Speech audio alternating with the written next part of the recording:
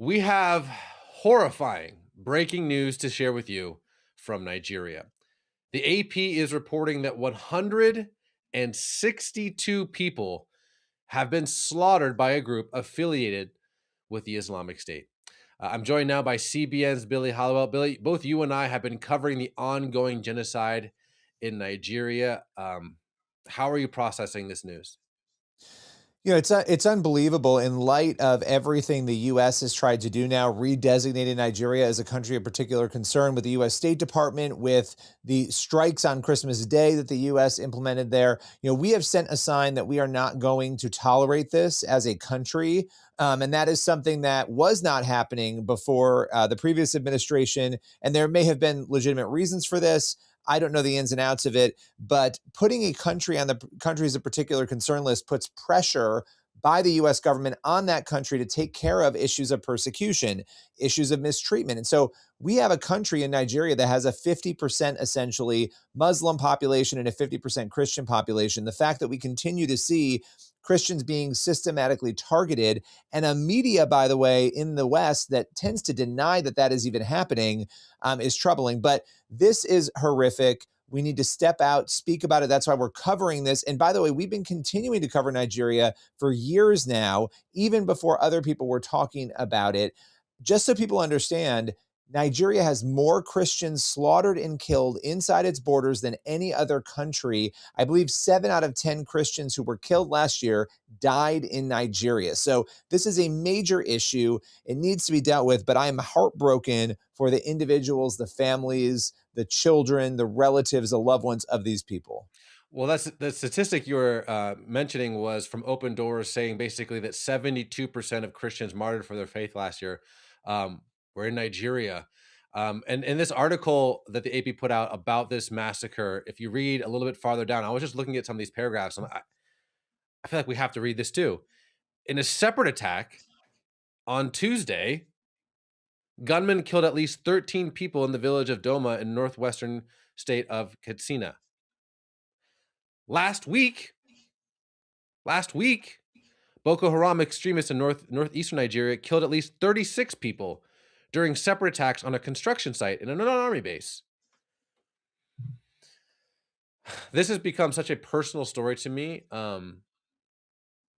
because I have to see the photos of the genocide against Christians at the hands of of Fulani herdsmen, Fulani terrorists, on a weekly basis for the past year. Um, this isn't a he said, she said. This isn't a weird, maybe like I the photos I've seen, again, on a basically daily basis. This is happening. This is happening. And here's yet another group that I'd never heard of until today. They killed 162 people. It Um, is it is unimaginable. And it has not helped again that the media has not done a great job of covering this. The media yeah, really, it's extremists. It's there's herders. other It's strippers. issues. It's Yeah. anything but what's actually happening, which is Yep. Christians being martyred for their faith. And I go to Hebrews 13. Continue to remember those in prison as if you were together with them in prison, and those who are mistreated as if you yourself were suffering. And I'm going to come across a little preachy, but I'm actually preaching to myself.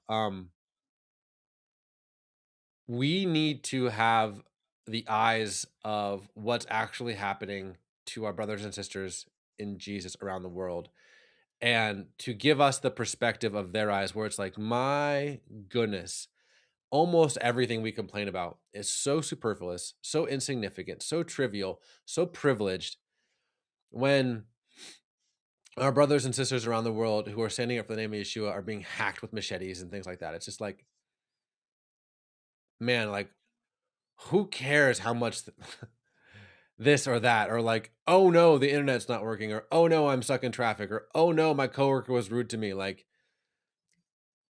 again, I don't want to come across as preachy, but I think biblically we need to.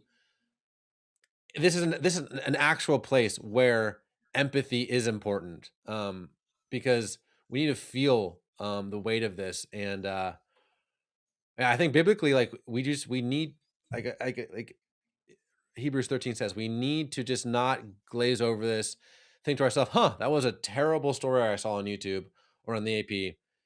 Anyway, the Super Bowl, you know? So I just think it's important for us to just sit with this for a moment and pray, and genuinely pray and weep for those who weep, mourn for those who mourn, because this is horrific. But I will give you the last word, Billy. We need to be praying intensely for not just those who are experiencing this persecution, but for the issues that are going on. There are other issues outside of persecution, but persecution is clearly happening, that Christians are being targeted, their land is being taken, they are being killed, they are being slaughtered.